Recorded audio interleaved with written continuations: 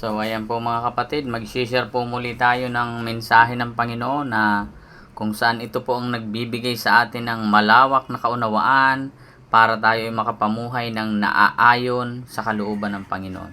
So ang Panginoong Jesus po, kung mababasa nyo sa Roma, tinanggal na po ni Jesus yung pader sa mga Hudyo at Hentel.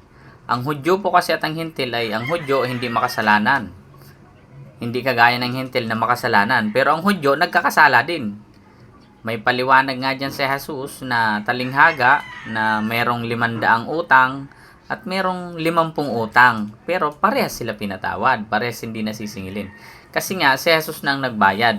Yun ang ibig sabihin ng Hudyo Hentil, inalis na niya yung pader. Kaya itong kaunting kasalanan, ang kaunti lang ang kasalanan, ito yung mga Pariseyo, yung mga sumusunod sa kautusan ng Diyos pero nagkakasala rin. Kaya nga, ang Hentel, kung anong maisipan nilang gawin kahit masama, ginagawa nila. Wala silang pakialam sa kautusan ng Diyos. Kahit alam nila na mali na ang pangangalunya, mali na ang pagnanakaw, mali na yung sa kautusan, ay wala silang pakialam. Basta ang alam nila, basta mabuhay sila sa kahit kapit sa patalim.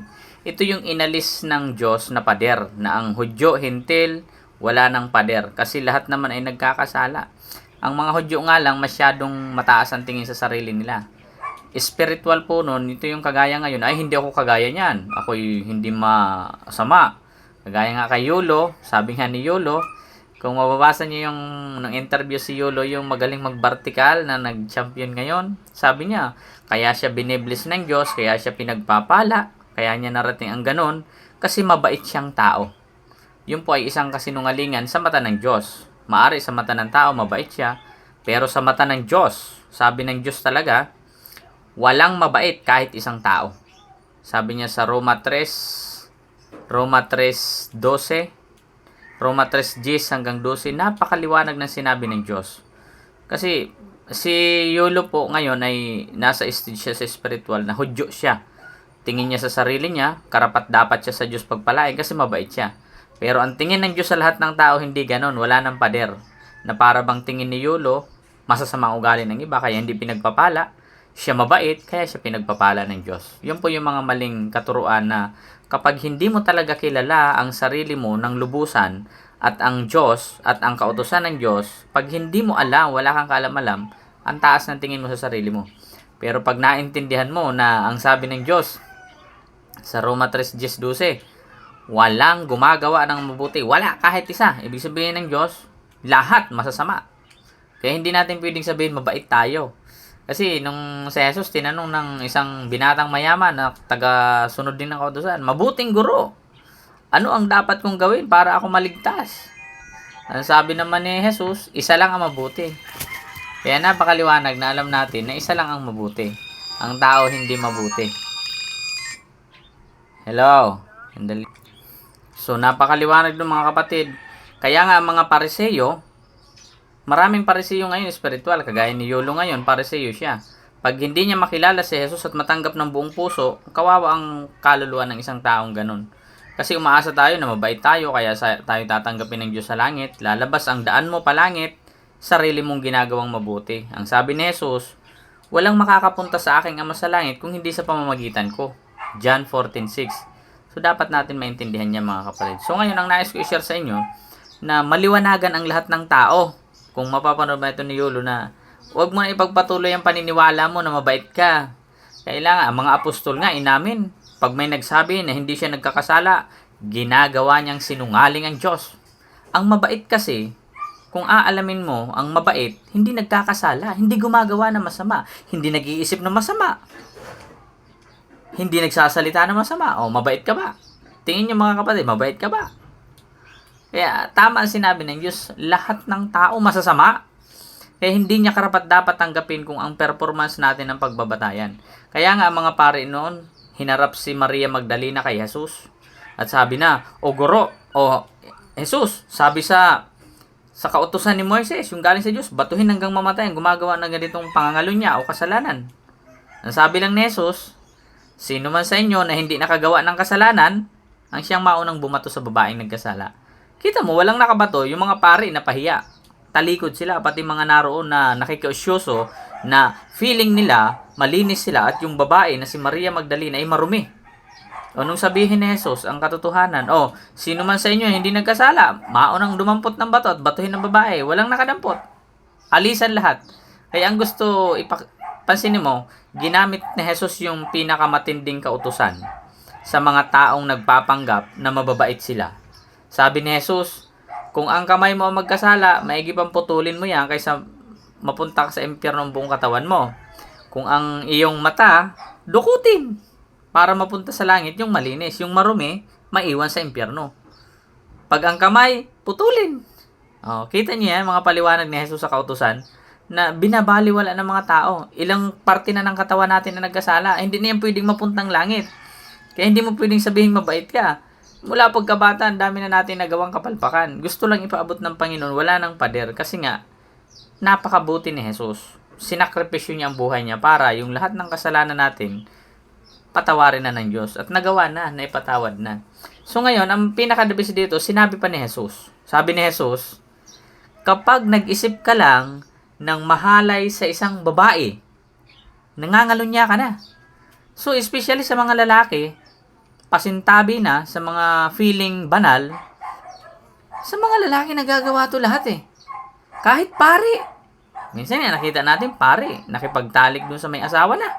Yung sa Davao. Kasi lahat ng tao, hindi lang pare, presidente, vice president, lahat ng tao nga, sabi ng Diyos. Kaya kapatid, gusto kong malinawan kayo, ako pastor. Nako, sa kaisipan, sa mga masasama, napakarami kong naiisip na masama. Kasi nga, makasalanan tayo.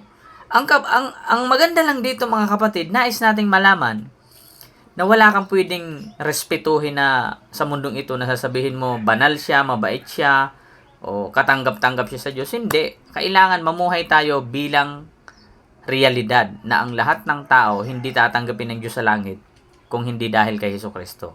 John 14:6. Kaya dapat natin maintindihan, huwag niyong sabihin na yung mga naglilingkod sa Diyos, tatanggapin yan ng Diyos sa langit kasi naglilingkod sila. Mali po yun. Hindi po totoo yun. Lahat na naglilingkod, makasalanan din yan. Lahat na hindi naglilingkod, makasalanan din.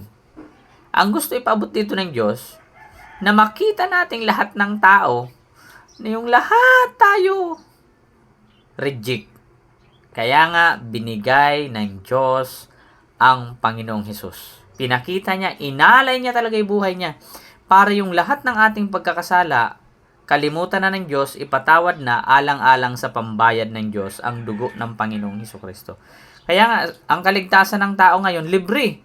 Libre kapatid, tatanggapin mo lang na ikaw ay iniligtas na ni Jesus, binayaran na. Kung kaya ka tatanggapin ng Diyos sa langit, maging sino ka man, Muslim ka man, Katoliko, born again, pare, pastor, maging sino ka man, tatanggapin ka lang ng Diyos sa langit dahil sa dugo ni Hesukristo.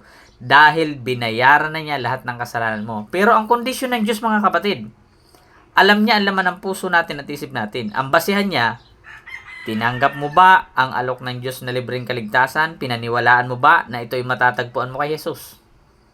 Kasi pag hindi ganun ang paniniwala mo, impyerno ka na kapatid. Pag namatay ka ngayon, sinasabi ko sa iyo, hindi ka tatanggapin ng Diyos sa langit. Bakit? Hindi ka kasi naniniwala, hindi mo pa tinatanggap si Jesus na siya lang ang dahilan kaya ka tatanggapin niya sa langit. Kaya nga sabi ni Jesus, I am the truth, the way, and the life.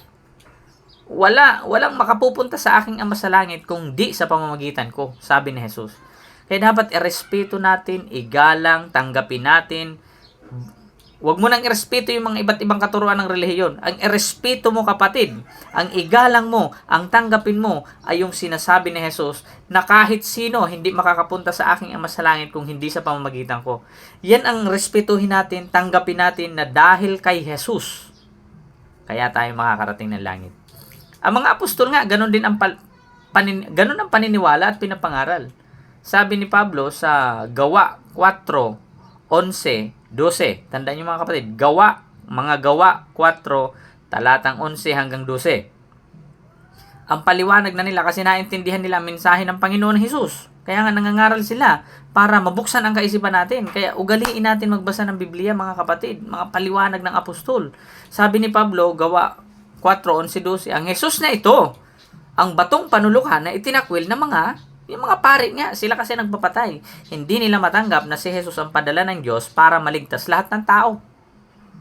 Hindi nila matanggap na si Jesus ang tagapagligtas.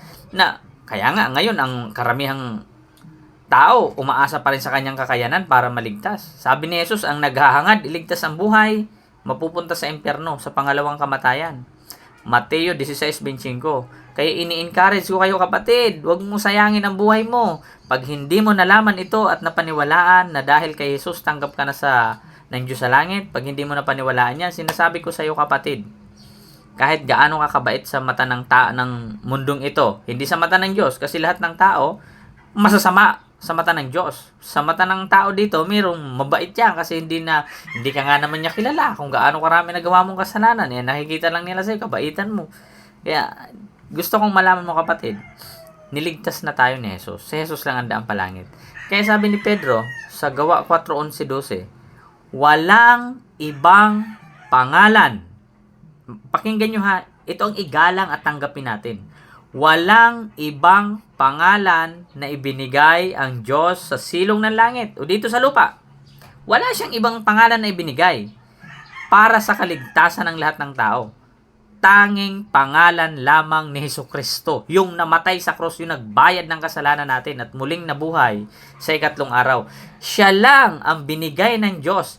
Panginoong Hesukristo lang, pangalan niya, na sa pamamagitan niya, sabi ni Pedro doon, sa kanya mo lang matatagpuan ang kaligtasan. Kay Jesus mo lang. Kaya walang ibang pangalan. Hindi mo matatagpuan sa Katoliko, sa born again, sa pastor, sa kung sino-sinong leader na kahit anong pangalan pa yan. Kahit Islam. Kahit ano. Kasi sabi na ni Pedro, at si Jesus sinabi rin kung hindi dahil sa kanya, hindi ka makakarating ng langit sa Diyos. Kaya wala nang ibang pangalang, Jesus lang. Na doon mo lang matatagpuan ang kaligtasan mo. Kahit mga apostol, itinuturo tayo kay Jesus. Kasi kay Jesus din nila natagpuan ang kaligtasan nung naniwala sila na kaya pala pinahintulot ni Jesus na siya ay hagupitin. Hindi siya tumakas para pala mabayaran niya ang ating mga kasalanan. Ang binayaran po kapatid ni Jesus ng mga kasalanan ay ang kasalanan ng buong mundo. Pero ang patakaran naman ng Diyos, yung maniniwala lang sa ginawa ni Jesus na pagbayad niya sa cross, ang tatanggapin niya sa langit. Yung sasampalataya lang kay Jesus. Sa John 3:16, napakaliwanag. Gayon na lamang ang pagsinta o ang pagmamahal ng Diyos sa sangkatauhan na yung sino na ibinigay niya. O di ba? Binigay si Jesus. Libre, bigay sa atin. Siya ang tumanggap ng parusa natin. Libre yan, wala kang pagbabayaran. Maniniwala ka lang. Kaya nga yung sino mang sumampalataya kay Jesus, sabi ni Jesus, John 3:16, hindi mapapahamak, yung sasampalataya lang. Maraming nangangaral ngayon, magsisika, tumalikod sa kasalanan para maligtas ka. Hindi totoo yun. Ang Islam, nagsisisi, tumatalikod din sa kasalanan, mga relihiyoso. Ligtas ba yun? Pagsampalataya lang kay Jesus ang kaligtasan ng tao. Si Jesus na mismo may sabi. Kapatid, ina-encourage kita ngayon. Baguhin mo ng kaisipan mo. Maniwala ka na nung namatay si Jesus, bayad ka na. Hindi ka na pwedeng singilin ng Diyos sa kasalanan mo. Ang Diyos na mismo nagsabi. Kung mababasa nyo sa mga paliwanag ng propeta na kinikwento ng Diyos, sabi na, ginusto ng Diyos na sa kay Jesus ipataw ang parusa na dapat sana tayo ang tatanggap. Hindi na tayo tatanggap ng parusa sa mga nagawa nating kasalanan. Tanong, lahat ba? Langit na? Hindi pa. Lahat niligtas na. Ang hinihingi naman ng Diyos sa atin, yung maniniwala lang kay Jesus. Na kung naniniwala ka na niligtas ka na, inako na ni Jesus ang parusa mo. Kung naniniwala ka, lalabas sa labi mo, magsasalita ka, ligtas na ako, napatawad na ako ng Diyos dahil sa Panginoong Hesukristo. Yan yung mga naniniwala. Pinamamalita pa nila, hindi sila natatakot. Kagaya ko, hindi ako natatakot. Nasabihin ko sa lahat ng tao, ligtas na ako 100%. At ang lahat ng tao nailigtas na. Pero yung makakatanggap lang ng kaligtasan, yung naniwala lang kay Jesus. Yun ang sabi ng Panginoon. Kaya ako naniniwala talaga na inako na niya yung parusa ko. Hindi na ako taga-impyerno. Taga-langit na ako anong oras man ako mamatay sa mundong ito. Anong oras man pahintulot ng Panginoon. 3 beses na ako muntik ng patay na dapat. pero iningatan ako sa habag ng Diyos. Gusto pa niyang ipamalita ko ito sa inyo, kapatid. Kung naabot ka man ng mensaheng ito, tanggapin mo si Jesus. Yan ang nagbabago ng kaisipan ko. Yan ang dahilan kung bakit ako nagiging madaldal sa salita ng Diyos, na kapag may problema, laging sa Kanya ko sinasangguni. Hindi agad ako lumalapit sa mga tao. Kay Jesus agad muna. Siya yung number 1. Sabi ng Panginoon, kung nagawa mong ibigay ang buhay mo para sa akin, na yung kaluluwa ko ligtas na, gaano kahalaga yon? Ito pa kayang problema ko? Ang hindi mo kayang tugunan. Yung buhay ko nga, iningatan mo. Maraming busy, ang dami kong patutuo mga kapatid. Pero ngayon, ang pinopoint ko lang, maniwala na tayo. Sabi ni Pablo sa Roma 6:23, ang kabayaran ng kasalanan natin, kamatayan. Kaya lahat na nagkasala, magbabayad ng kamatayan. Ang ibig sabihin niya, sa impyerno. Pero kung babasahin niyo yung karugtong, may good news. Ngunit, sa Roma 6:23 yun, basahin nyo rin. Ngunit ang libreng bigay naman ng Diyos ay buhay na walang hanggan. Libre na bigay sa pamamagitan ni Jesucristo na ating Panginoon. Libre ang kaligtasan, kapatid. Huwag mong paghirapan. Na akala mo magpapakahirap ka, maglilingkod ka, magbibigay ka ng maraming pera para tanggapin ka ng Diyos sa langit. Walang kwenta yan sa mata ng Diyos. Hindi, nagagalit lalo ang Diyos sa ginagawa mo. Kasi hindi mo tinatanggap ang tulong niya na libre. Kaya nga ang kaligtasan biyaya, bigay lang. Kapatid, pag naniwala ka na sa kay Jesus, patutunayan sa iyo ng Panginoon, babaguhin ka niya. Sa John 1:12, yung tumanggap lamang kay Jesus at nanampalataya ang binibigyan ng Diyos ng karapatan na maging anak. Kasi lahat itinuring niyang anak sa pamamagitan ng dugo ni Kristo.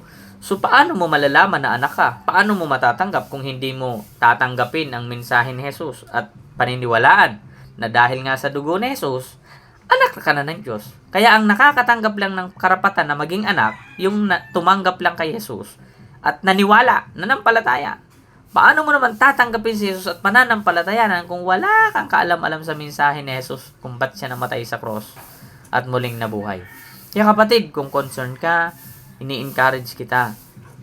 Kasi walang bayad, nangangaral ako. Gusto ko lang ulit-ulitin lagi ito sa aking account na maging na kayo. Maawa kayo sa kaluluwa nyo.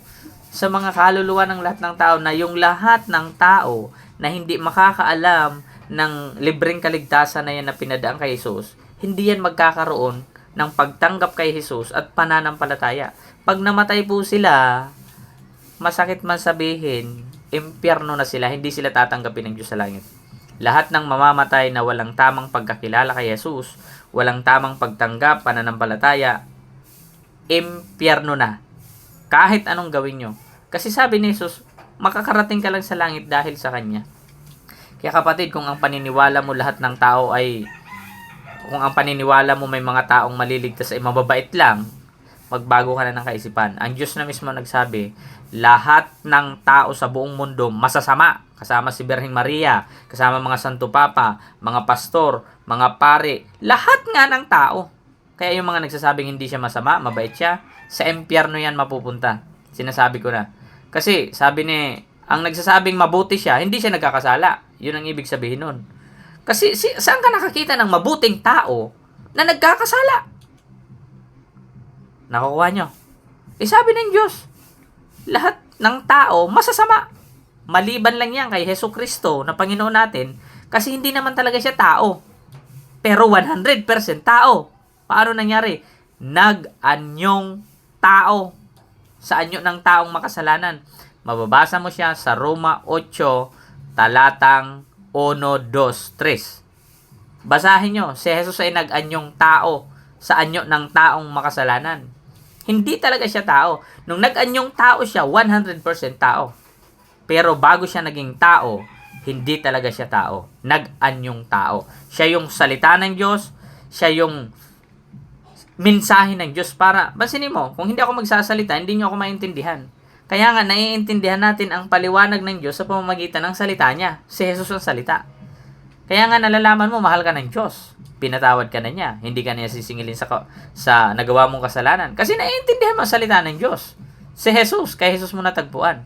Siya kasi yung kapangyarihan at lakas ng Diyos. Kapatid, kung na-bless ka ngayon, ini-encourage kita na tanggapin mo na si Jesus. Kung hindi mo siya tatanggapin ngayon, pag ikay namatay ngayon mismo, hindi ko man hinihingi, sayang ang kaluluwa mo. Ang lahat lang kasi ng tumanggap kay Jesus at naniwala na siya ay inako na ni Jesus ang parusa niya, niligtas na siya. Lahat ng pagkakasala po ng buong mundo, bayad na. Hindi na tayo alipin ng kasalanan. Tawanan mo na lang yung kasalanan. Wala nang kapangyarihan. Kung babasahin nyo sa Roma 8, 1 hanggang 3, hinatulan na ng Diyos ang kasalanan na umaalipin sa atin. Kasi nga nag-anyong tao na si Jesus para bayaran ang lahat ng kasalanan natin. Kaya wag mong katakutan ng kasalanan. Malaya na tayo.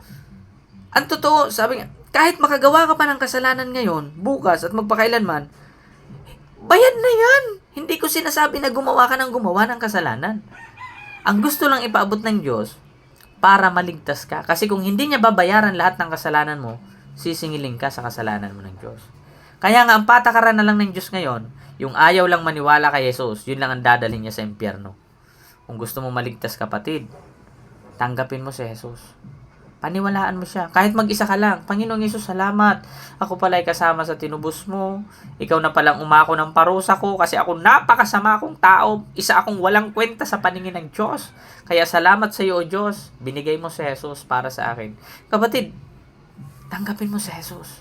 Nakikiusap ako sa iyo alang-alang sa mensahe ng Diyos. Tanggapin mo na si Jesus. Paniwalaan mo. Ang pagtanggap, ito yung matapos mong narinig ngayon na mensahe niya na dahil kay Jesus, hindi na po tinatandaan ng Diyos ang lahat ng nagawa nating kasalanan. Mahirap maniwala po kay Jesus. Pero kailangan mong maniwala kasi yun ang totoo. Ang daling sabihin, nananampalataya na ako kay Jesus. Hindi yun salita. Sa bibig lang. Kundi, Panginoong Jesus, salamat. Hindi na tinatandaan ng Diyos ang mga kasalanan ko dahil sa iyo. Yung kaya mong panghawakan na bayad ka na ni Jesus, kapatid. At ikaw talaga naniniwala kay Jesus. Ikaw ang papapasukin ng Diyos sa masalangit. Ano mang oras mamatay tayo. Kasi minsan lang tayo mamatay, ang kasunod, haharap sa Diyos. Alam yan ng ating Diyos at ng Panginoong Hesus kung yung laman ng isip mo, ng puso mo, ay naniwala kay Jesus na niligtas ka na niya. Kaya nga ang naniwala kay Jesus sa pagmamahal ng Diyos na pinadaan kay Jesus, hindi na kinakatakutan ng araw ng paghukom. Mababasa nyo sa unang Juan 4, 17 hanggang 19 yun. Na hindi na ganap na tayo sa pagmamahal ng Diyos. Hindi na natin kinakatakutan araw ng paghukom. Ang para lang yan sa mga taong walang panahon makinig sa salita ng Diyos kaya hindi natutong manampalataya at tumanggap kay Jesus. Hindi sila natuto bagamat nagsasalita sila ng mga salita ng Diyos. Hindi nakapasok sa puso nila.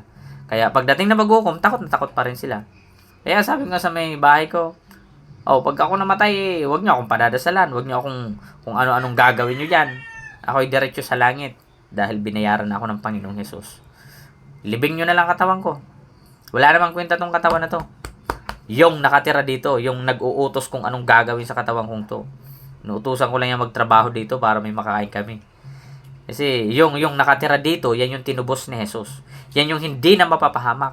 Sabi ni Jesus, yung sino mang sa John 3:16, yung sino mang sumampalataya sa anak ng Diyos, hindi mapapahamak.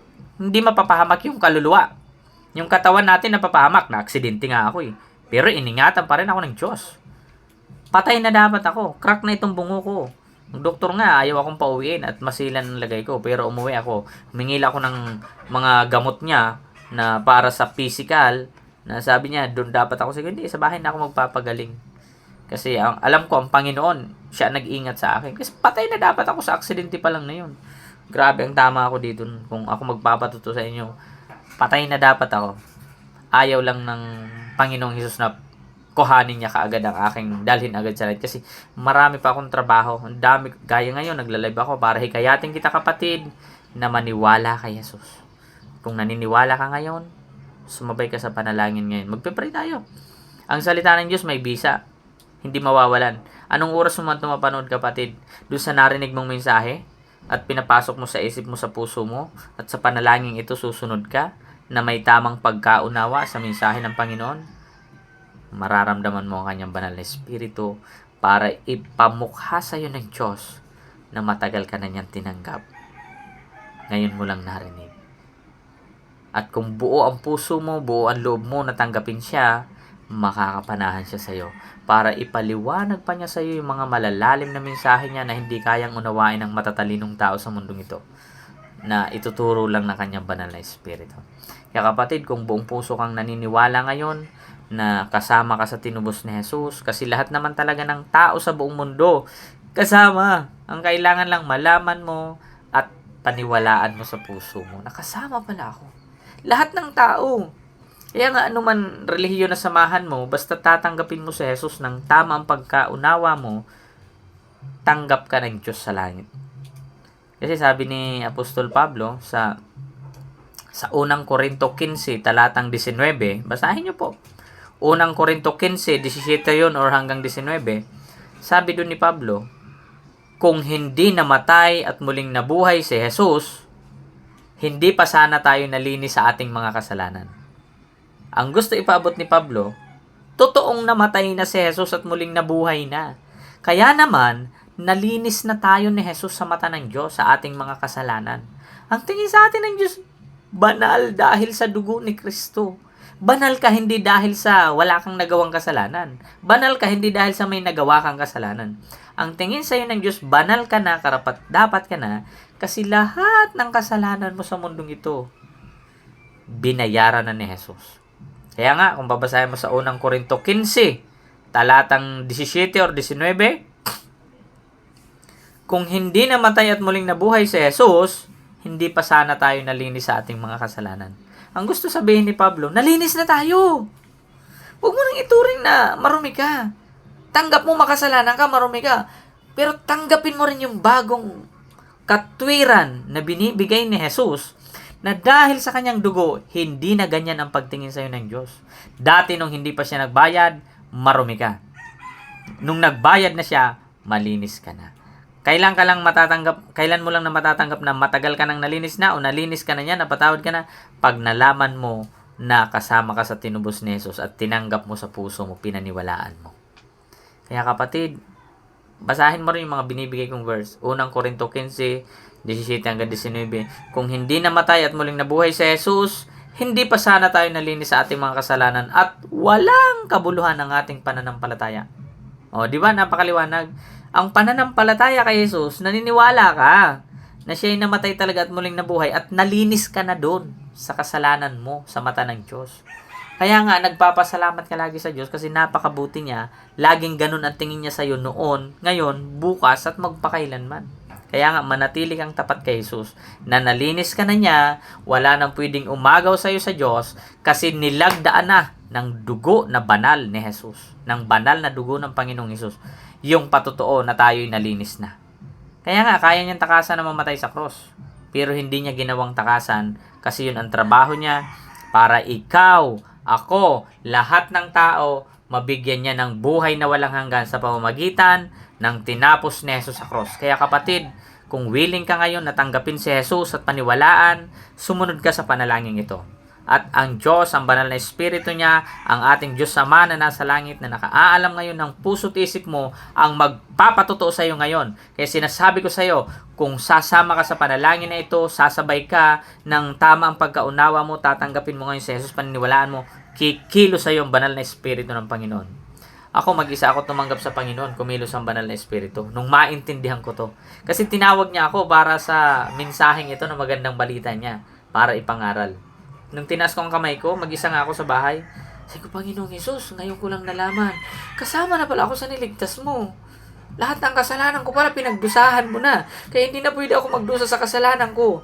Kaya bayad mo na ako, kaya ikaw na ang Panginoon ko, tagapagligtas ko. Mula ngayon. Kaya nung tinaas ko ang kamay ko, Panginoon, salamat. Yun lang sinabi ko, salamat. Ito, kinuryente niya ito, pababa. Mag-isa ako, nagulat nga ako. Pero diretso ang tanggap ko, Panginoon, salamat ha. Ino-honor ko, tinatanggap ko, na nailigtas mo na pala ako. Hindi ko lang nalaman kasi wala akong panahon magbasa ng Biblia at makinig sa mga nangangaral. Nung nagbasa ako ng Bible, tinawag na niya kasi ako, maraming kwento. Kung ikikwento, haba pa kasi.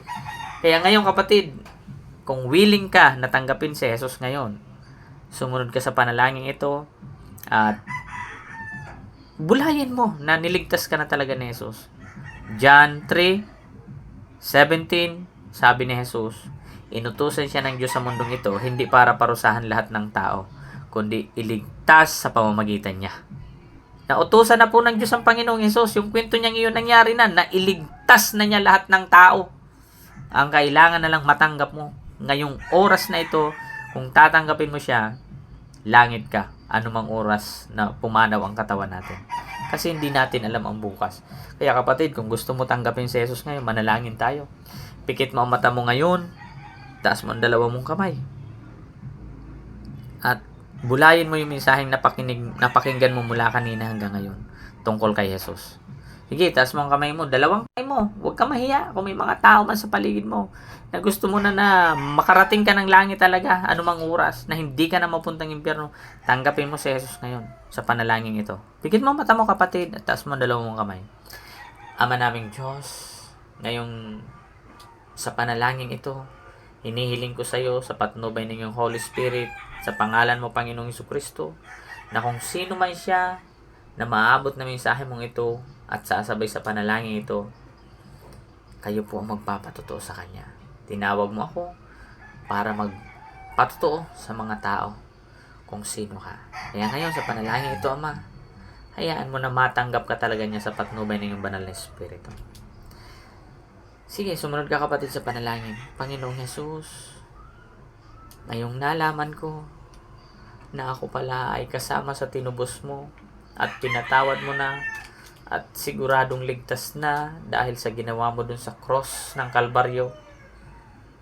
Tinatanggap po kita, Panginoong Hesukristo, sa isip ko, sa puso ko, sa labi ko. Tinatanggap ko ang ginawa mong pagliligtas sa kaluluwa ko, na ikaw ang nahirapan para ako'y wag nang mahirapan. Kaya Panginoong Hesukristo, tinatanggap kita bilang Panginoon ko at tagapagligtas. Mula po ngayon, bukas, magpakailanman, ikaw na ang aking Panginoon at tagapagligtas. Kasi ikaw na ang may nagawa para akong mailigtas sa napakarami kong kasalanan. Kaya ngayon pa lang, Panginoong Jesus, pinapaabot ko sa iyo yung papuri ko, pasasalamat, at pagsamba sa iyo. Ganon din sa iyo, O Diyos Ama, na may kagustuhan para mailigtas ako sa pamamagitan ng Panginoong Hesukristo, na iyong sugo, na iyong salita, para ako'y hindi mo na mapahatulan sa impyerno. Kaya salamat, O Diyos Ama, tinatanggap ko ang tulong mo sa akin, sa pangalan ng Panginoong Hesukristo. Mula po ngayon, inaanyayahan kita na manahan sa puso ko. Hinihiling ko sa iyo, Ama, na selyuhan niyo po yung salita mo na narinig ko sa aking puso't isipan, na huwag manakaw ng kaaway. Bagkus gawin niyo pong matabang lupa ang puso ko, para ito'y sumibol ang mensahe mo. Ikaw, Panginoong Hesus, na binhi na salita, na sumibol ka sa puso ko, makapamunga, at maranasan ko ang bunga nito, na napakarami na mabubuting bagay. Salamat, Jesus. Amen. Kung sumabay ka sa panalangin, kapatid, naniniwala ako ang Panginoon na magpapalago sa iyo at magpapatubo. Kaya kapatid, kung na-bless po kayo, i-share nyo po ito, ipakalat natin yung magandang balita ng Diyos. Napakahalaga po nito sa lahat ng tao. Ito ang number 1 na kayamanan, yung huwag tayo mapunta ng impyerno. Kaya God bless you, kapatid, pinagpala na tayo ng Panginoon. Share nyo po.